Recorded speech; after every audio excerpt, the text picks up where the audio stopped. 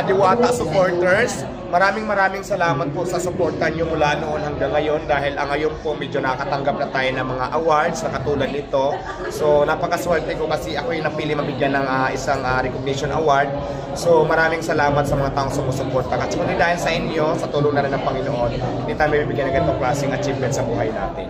Gaano kahalaga sa iyo itong Philippine Finest Business Award? Napakahalaga kasi isang karangalan to sa buhay ko na ipagmamalaki mo. So maraming salamat po sa Visual Corporation dahil isa ako sa napili nyo para mabigyan at makatanggap ng recognition award ngayong gabi. At marami tayo nakasama dito ng mga kilalang personalidad, hindi lang mga basta-bastang tao. Nandito ngayon si Presida Acosta, tapos mayroon pa mga sikat na mga business owners na nandito ngayon.